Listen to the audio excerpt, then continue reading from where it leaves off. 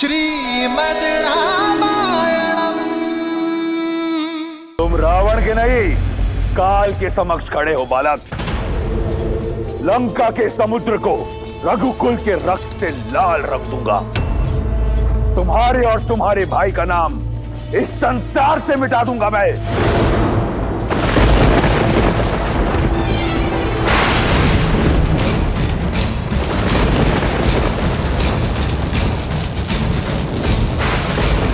अब देखो काल को ललकारने का परिणाम।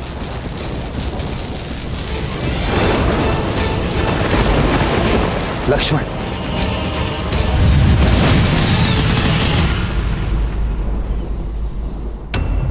तुम्हें क्या लगा वनवासी कि मैं भी रणभूमि छोड़ के चला गया? अंदेशा था मुझे कि ये छल अवश्य तुमने ही किया है प्रहास्त। अभी द्वंद्व समाप्त नहीं हुआ है। किसी को नहीं बचा पाओगे राम, ना अपनी सेना को, ना अपने आप को, ना अपने छोटे भाई को, जो लंकेश के हाथों आज नर्क जाएगा। यदि मेरे लक्ष्मण को आवश्यकता हो तो राम के वहां पहुंचने में काल भी बाधा नहीं बन सकता।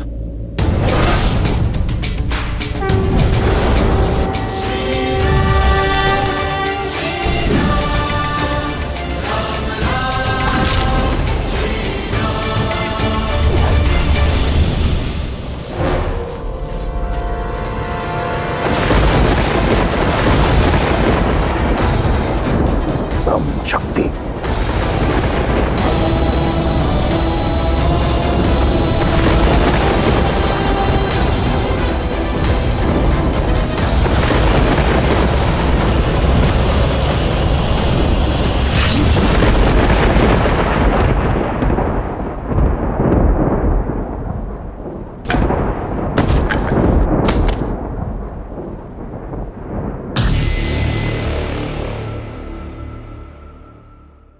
कहा था तुम्हें बालक, मेरा समय व्यर्थ मत करो।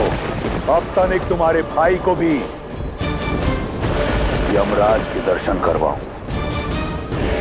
वनवासी कहां तुम?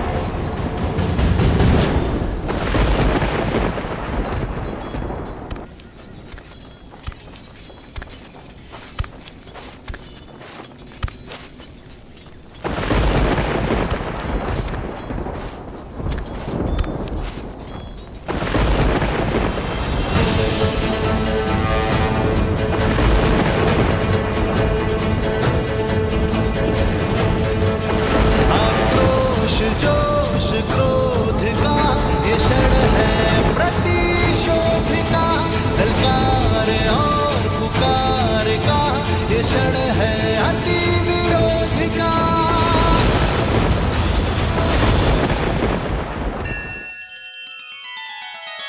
श्री रामचंद्र कृपालु भजु मन हरण भव भय दारुणम। नव कंज लोचन कंज मुख कर कंज पद कंजारुणम। सिया राम सिया राम सिया राम सिया राम। आदर्श और मर्यादा की है ये कथा महापावनम। काट मद श्री से मिलाने श्रीमद् रामायणम। श्रीमद्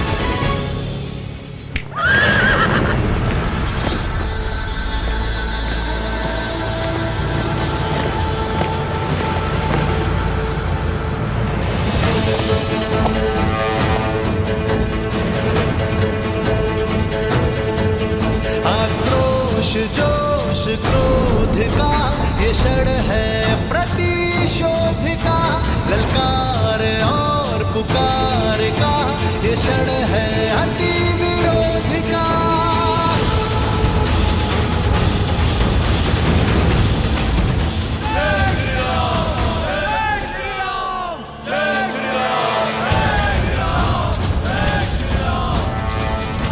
राम राम राम।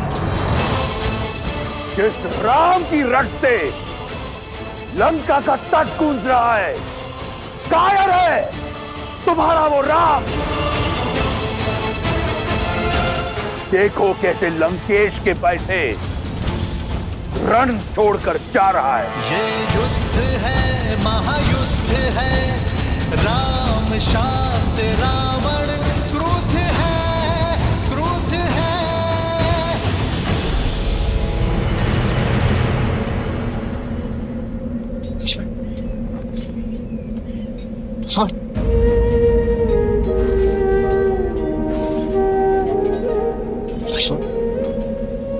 लक्ष्मण मेरे भाई उठो। लक्ष्मण लक्ष्मण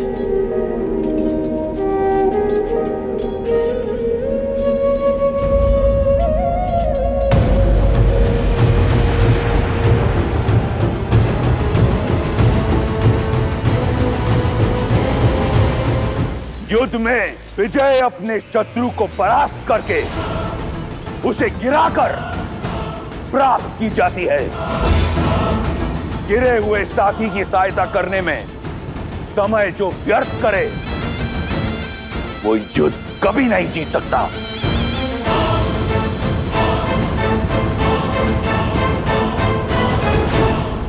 सीता, लंकेश तो युद्ध भूमि में मृत्यु बनकर छाए हुए हैं। उनके रुदन मात्र से सैकड़ों वानर मूर्छित होकर बिना युद्ध किए युद्ध भूमि में गिर पड़े। फिर उन्होंने चंद्रहास के प्रहार से लंका को भस्म करने वाले हनुमान को और दिव्यास्त्र के प्रहार से राम के भाई लक्ष्मण को गिरा दिया। और अब राम और रावण युद्ध में आमने सामने आ चुके हैं। मैं समझ सकती हूँ सीता, तुम्हें चिंता हो रही है। मैं चिंता में नहीं, चिंतन में हूं त्रिजटा कि अब रावण की क्या दशा होगी। क्योंकि जब अपनों पर प्रहार हो तो उसकी पीड़ा का अनुभव मेरे श्री राम को होती है।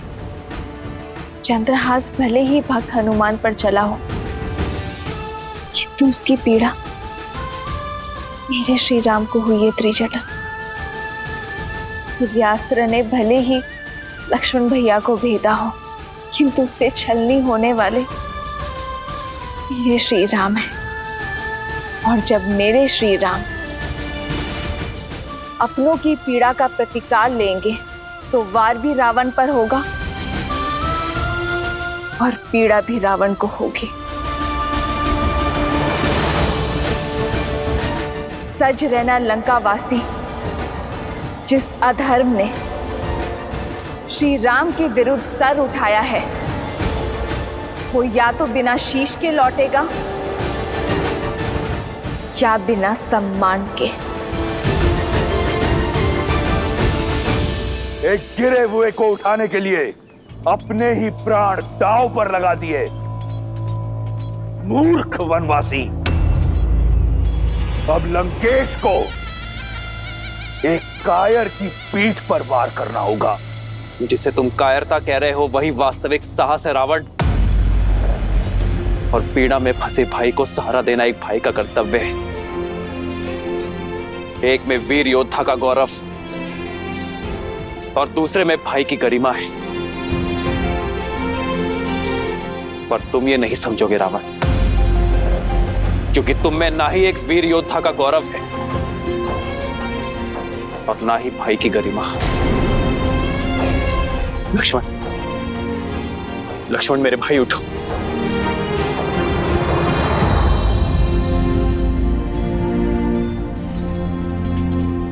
लक्ष्मण उठो, उठो लक्ष्मण।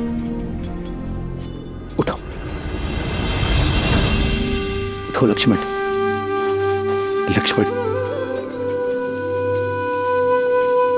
मुझे क्षमा कर दीजिए भैया, मैंने आपको अपने आप को निराश कर दी। कैसी निराशा लक्ष्मण? तुमने तो मुझे गर्वित किया है। गर्व है मुझे तुम पर, तुम्हारे शौर्य पर।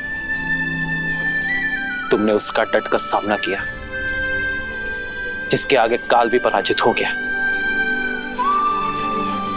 उठो लक्ष्मण, उठो।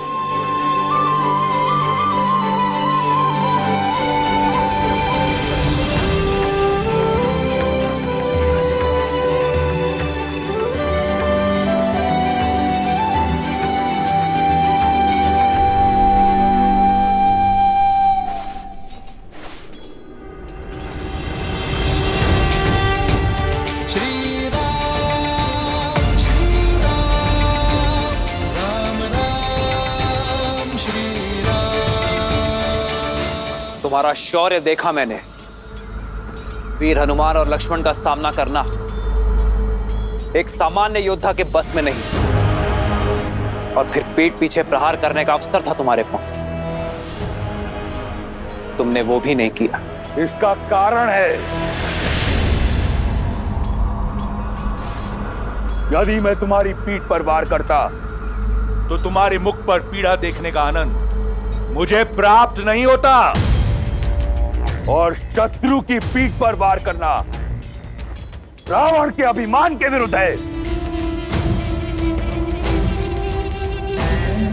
क्या बखान देता मैं सीता को तुम्हारी मृत्यु का, इसलिए प्रतीक्षा की।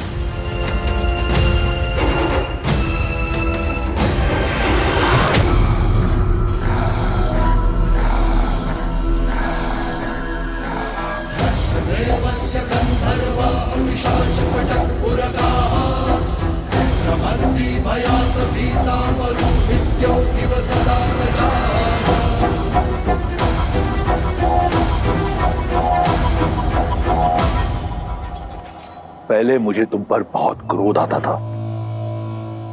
परंतु अब दया आती है, कौतूल भी, और प्रशंसा तो मुझे तुम्हारी करनी चाहिए।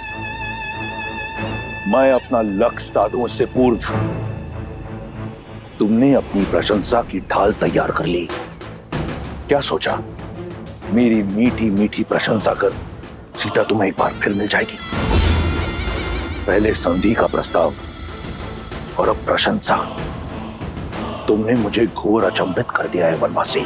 अचंभित तो तुमने मुझे किया है राक्षस राज, जिसने अपनी शक्ति और भक्ति से तीनों लोक जीते, दसों दिशाओं में मान बनाया, जिसने अपने शौर्य के बल पर यमलोक पर विजय पताका लहराई, वो लंकापति राक्षस राज रावण आज सब कुछ खोने को तत्पर है। वो भी केवल अपने स्वार्थ के लिए, केवल अपने अभिमान के लिए। सही कहा तुमने, अभिमानी हूं मैं, परंतु अभिमान बल से, शक्ति से अर्जित किया जाता है। इस विषय में तुम क्या जानो वनवासी? तुम्हारे पास रहने को घर तक नहीं है। मित्रों और सहयोगियों के नाम पर कुछ वानर और मूर्खतावश देखो तुम दशानन से बैर कर बैठे।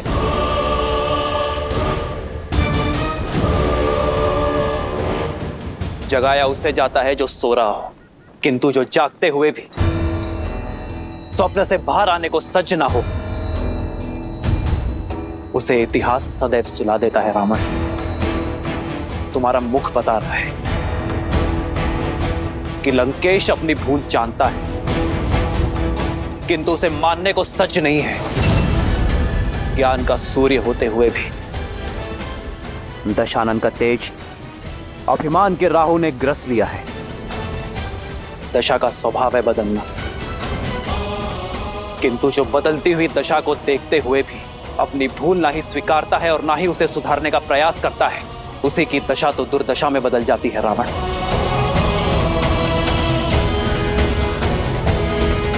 और तुम्हारी दुर्दशा आरंभ हो गई है राक्षस राज। प्रतीत होता है कि कई वर्षों से तुमने अपना प्रतिबिंब नहीं देखा। आओ, तुम्हें दर्पण दिखाता हूं। राजा राजा कहलाते हो, परंतु निष्कासित हो। राजकुमार हो, परंतु वल्कल पहनते हो। स्वयं को योद्धा मानते हो, परंतु युद्ध भूमि में पीठ दिखाते हो। पत्नी को खो दिया, प्रजा को खो दिया, राज को खो दिया, और कहते हो कि दुर्दशा मेरी आरंभ हो रही है।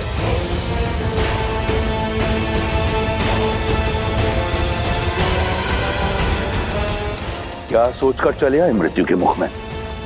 सीने पे कवच नहीं, पैर में खड़ाऊ नहीं, नंगे पांव धरती नापते हुए महादेव के परम भक्त लंकेश दशानन रावण से लड़ने। एक टूटा हुआ रथ भी नहीं है तुम्हारे पास मुझसे युद्ध करने के लिए। हाँ रावण, उचित कहा तुमने। युद्ध के लिए मेरे पास एक टूटा हुआ रथ भी नहीं, किंतु मेरे पास अटूट विश्वास है। तुम्हारी सोने की लंका अभेद थी, सेतु बनाकर भेद दी। तुम्हारे समक्ष न ग्रह आते हैं न यम, किंतु आज मैं तुम्हारे समक्ष खड़ा हूं और मेरी ये प्रिय वानर सेना। सोचो रावण, मुझे भय दिखाने के लिए स्वयं तुम्हें मेरे समक्ष आना पड़ा। अपने इस ऊंचे रथ से नीचे उतरकर। सत्य कहा तुमने। आया था सोचकर कि एक अंतिम बार तुम्हें समझाऊंगा, परंतु जैसा सोचा बिल्कुल वैसा हुआ। तुम जिस धरती पर खड़े हो, अब इसी की धूल चटाऊंगा तुम्हें। रावण जिस ऊंचाई पर है, पहले उस ऊंचाई पर आओ, फिर युद्ध करना। मैं समझाता हूं तुम्हें।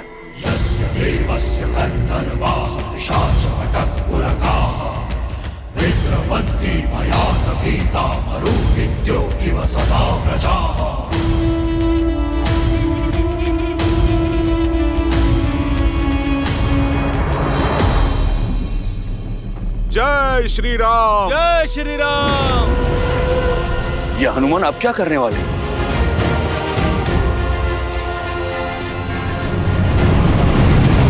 जय महावीर हनुमान, जय जय पवन पुत्र हनुमान, बजरंग बली हनुमान, जय जय महाबली हनुमान।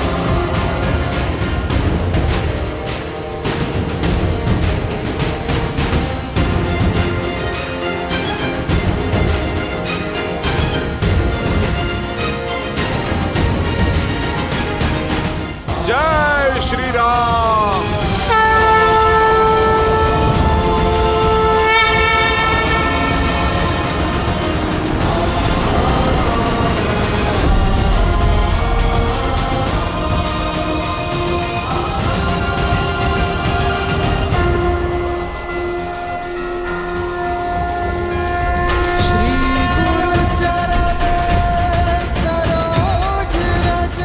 प्रभु, आपका सेवक आपका योद्धा बनके लड़ने का सौभाग्य पा चुका है। प्रभु, बस आप मुझे अपना रथ बनने का भी अवसर दें। जय हनुमान ज्ञान गुण सागर, जय कपीस तिहु लोक उजागर, राम दूत अतुलित बल धामा, अंजनी पुत्र पवन सुत नामा, राम दुआरे तुम रखवारे, होत न आज्ञा बिनु पैसारे, आपन तेज सम्हारो आपन, दीन लोक हाथ धरे आपे। जय श्री राम, जय श्री राम, जय श्री राम, जय श्री राम।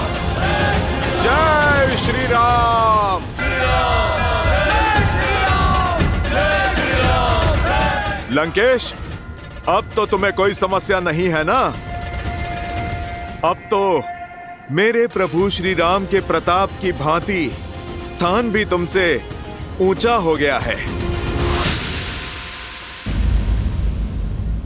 अद्भुत दृश्य है। एक नर जो नारायण बनने का ढोंग रच रहा है और एक वानर जो अपनी माया से सब कुछ भस्म कर देता है।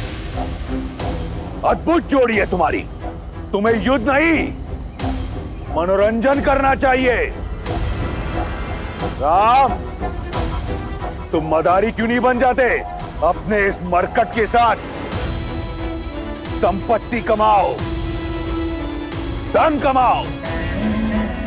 ऊंचाई पर आ जाने से एक वनवासी राजा नहीं बनता। यदि स्वयं को समान मानते हो, स्वयं को वीर मानते हो, तो आओ मुझसे युद्ध करो, दिखाओ अपना बल और संभालो मेरा प्रहार। आज मैं तुम्हें और तुम्हारे रथ बने वानर दोनों को ढेर कर दूंगा। सावधान! राम शांत रावण क्रोध है श्री राम रण की बेला में धरे जो धीर है। आएगा प्रलय बरसने वाले तीर है। धर्म के संग अधर्म के विरुद्ध है। ये युद्ध है, महायुद्ध है। श्रीमद् रामायणम। राम, यदि स्वयं को समान मानते हो, स्वयं को वीर मानते हो, तो आओ मुझसे युद्ध करो, दिखाओ अपना बल और संभालो मेरा प्रहार। सावधान! राम शांत रावण क्रोध है श्री राम रण की बेला में धरे जो धीर है। आएगा प्रलय बरसने वाले तीर है। धर्म के संग अधर्म के विरुद्ध है। वायु अस्त्र।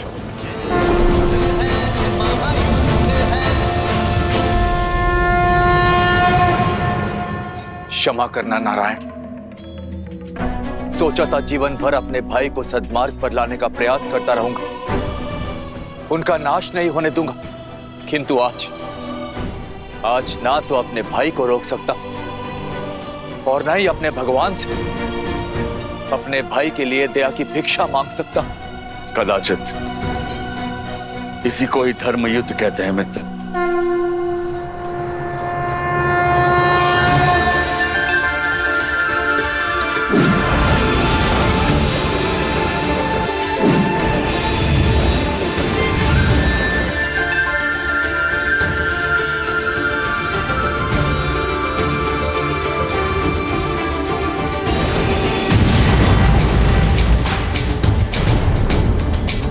श्री रामचंद्र कृपालु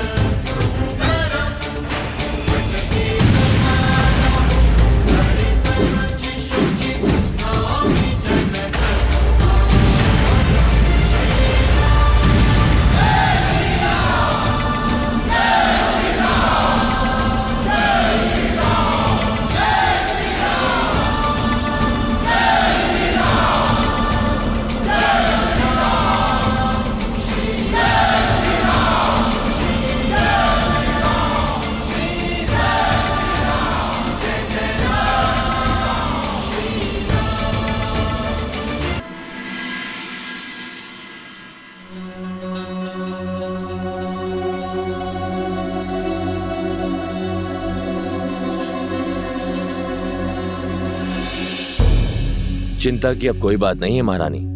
युवराज के स्वास्थ्य में बहुत सुधार आ रहा है और वो शीघ्र ही स्वस्थ हो जाएंगे।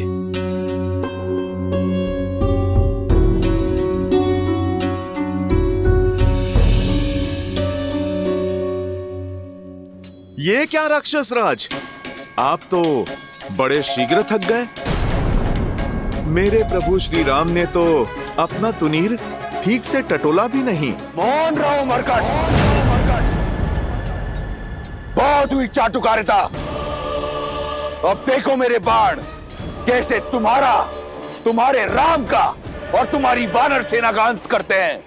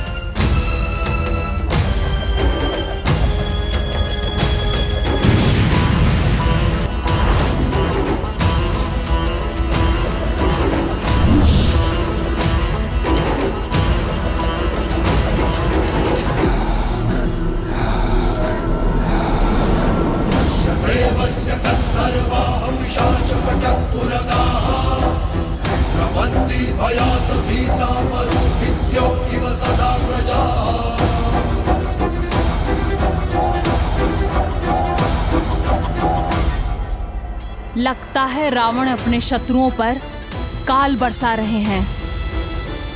ये सूर्य को ढकने वाले बाण उन्हीं के हैं।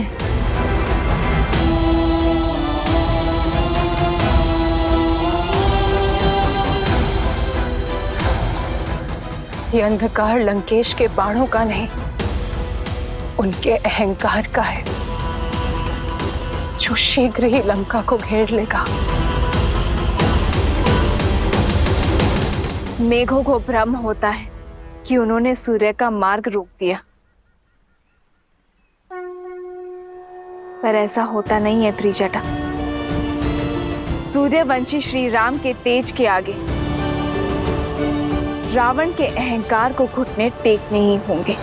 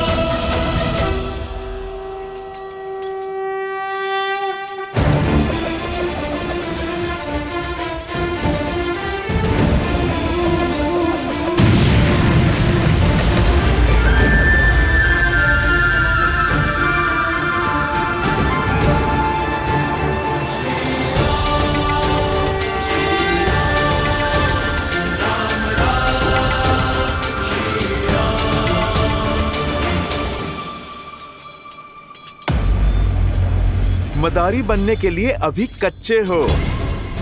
तुम तो अपनी माया को कुछ क्षण तक भी नहीं टिका पाए।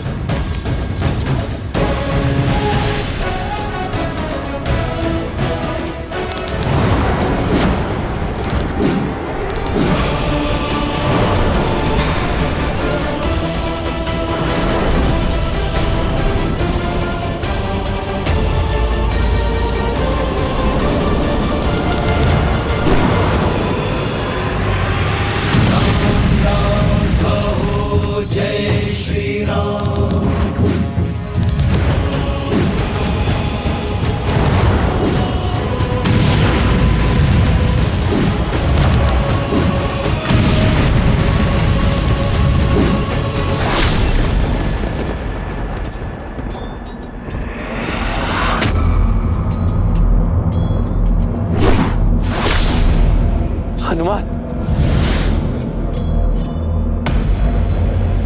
प्रभु, आप विचलित ना हो। आपका रथ नहीं डगमगाएगा।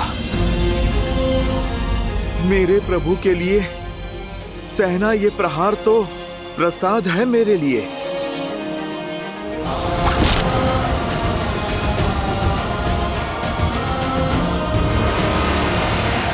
सावधान दशानन! निहत्ते पर प्रहार करके ही क्या 10 लोगों का राज पाया है तुमने? ये तुम्हारी भूल है राम। ये युद्ध भूमि है राम, जहां पर प्रहार कहीं से भी हो सकता है। योद्धा को शत्रु के प्रहार के लिए सज्ज होना चाहिए और परास्त होने के लिए भी। पीड़ा का आभास तो अब तुम्हें होगा लंकेश। मैं दशरथ नंदन रघुवंशी वशिष्ठ और विश्वामित्र का शिष्य राम अपनी सेना के साथ काल बनकर टूटूंगा।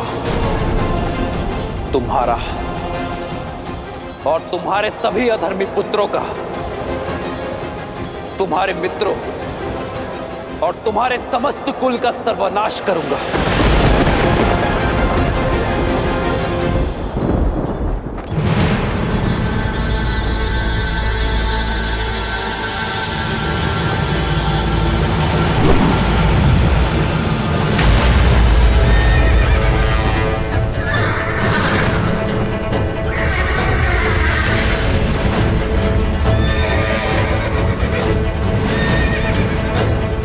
हनुमान, मुझे नीचे उतारो। आज ये वनवासी इस महाज्ञानी को एक पाठ पढ़ाएगा।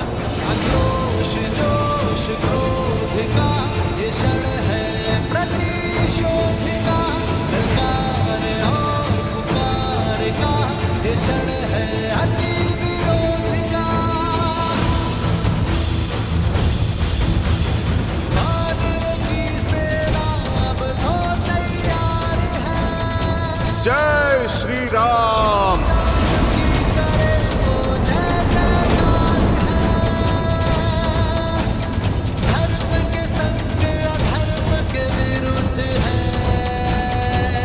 तुम्हारे अनगिनत बाण मेरे हनुमान को डिगा नहीं पाए, किंतु तुम्हारा रथ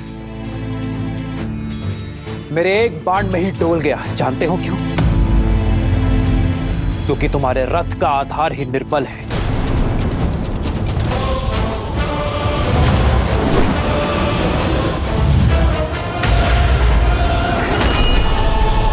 जानते हो एक राजा का रथ क्या सिखाता है? एक राजा के रथ का आधार होता है धर्म, और धर्म के रथ के पहिए शौर्य और धैर्य का प्रतीक होते हैं। किंतु तुम जैसे निहत्ते पर वार करने वाले पापी को न शौर्य सहारा देता है और न ही धैर्य।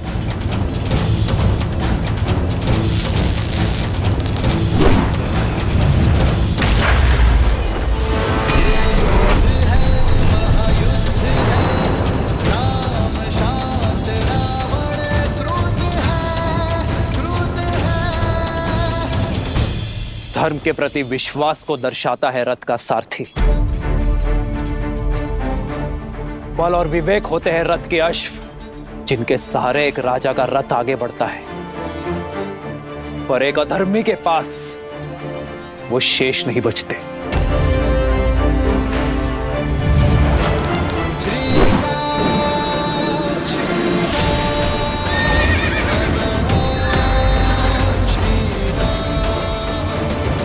राजा वो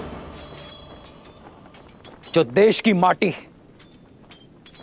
देश के हित में सोचे, जो एकता और अखंडता की डोरी बनकर अपने देशवासियों को जोड़े, उनकी रक्षा करे। किंतु तुमने तो अपने हठ और अभिमान में देश की माटी पर अपने राज्य पर आक्रमणकारियों को निमंत्रित किया, अपनी प्रजा को भ्रमित किया। उनके विनाश का कारण भी तुम ही होगे। अपने बल का दुरुपयोग किया, विवेक का उपयोग तो किया ही नहीं। इसलिए आज ये रथ रत्ती भर भी आगे नहीं बढ़ेगा।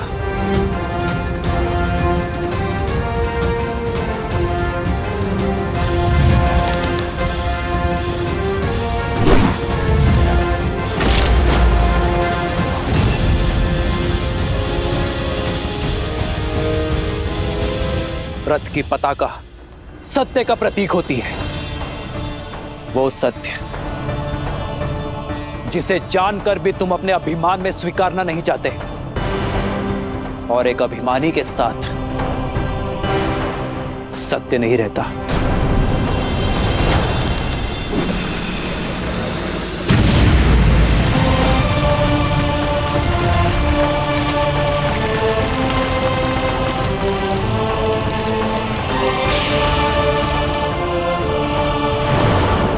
ध्वज राजा का इष्ट और पूर्वजों का आशीष होता है, किंतु जो अपने माता पिता की अवहेलना करे, अपने पूर्वजों की प्रतिष्ठा का मान मिट्टी में मिलाए, उसके साथ उसके पूर्वजों का आशीर्वाद नहीं रहता।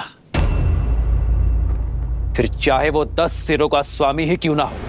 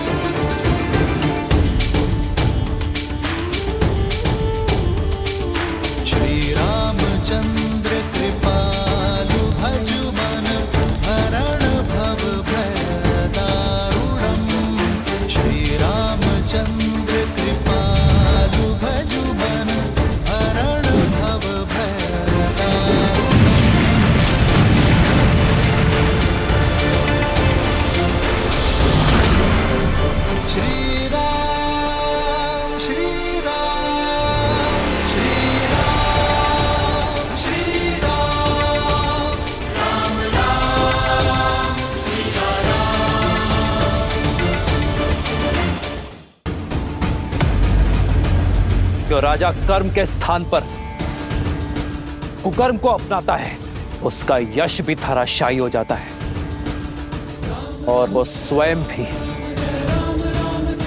धरातल पर आ गिरता है।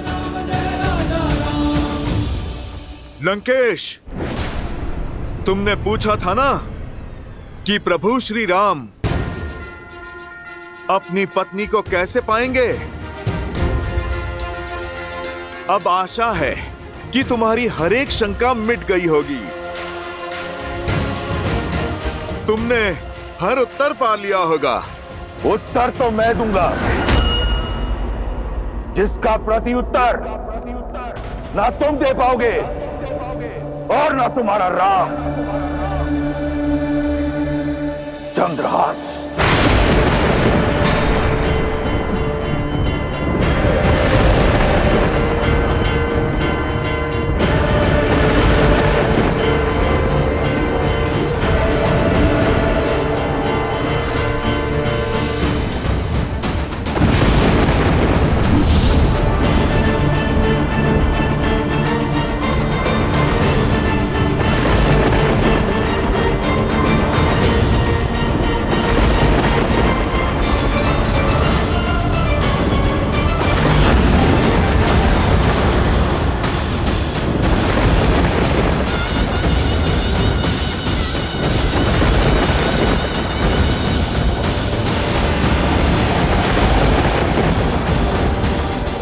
मेरे चंद्रहास के वार से तुम तो बच गए थे वानर, परंतु ये नर, ये वनवासी नहीं बच पाएगा।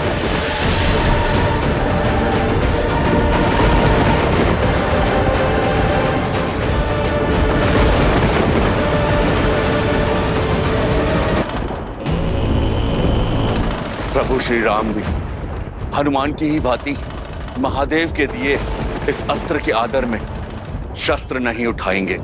पर दशानन भाई, प्रभु श्री राम पर चंद्रहास संधान करने से चूकेंगे नहीं।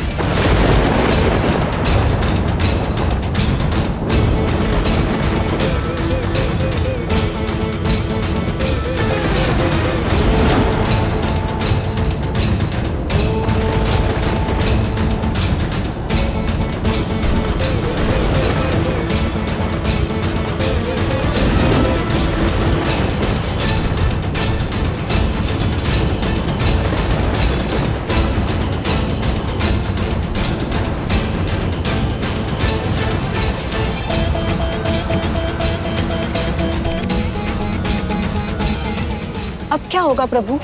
कि कैसी विचित्र दुविधा है। यदि श्री राम अपने आराध्य के अस्त्र की मर्यादा रखते हैं तो ये उनके इस अवतार का अंत होगा।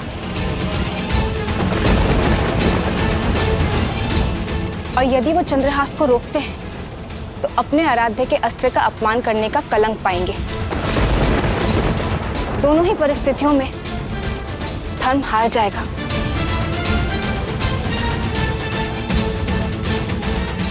आपका चिंतित होना स्वाभाविक है देवी, किंतु आपकी इस चिंता का निवारण केवल प्रभु श्री राम ही कर सकते हैं। क्योंकि यदि चयन सरल होता तो वो श्री राम का नहीं होता। शंभो शंभो